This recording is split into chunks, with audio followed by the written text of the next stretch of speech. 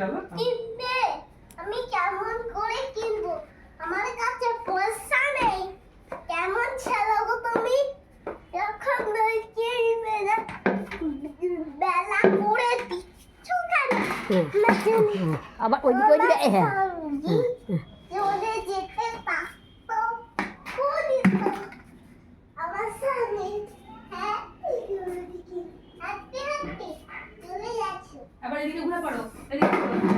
হ্যাঁ বলো বলো তারপর বলো। অমন উদয় নুন আমার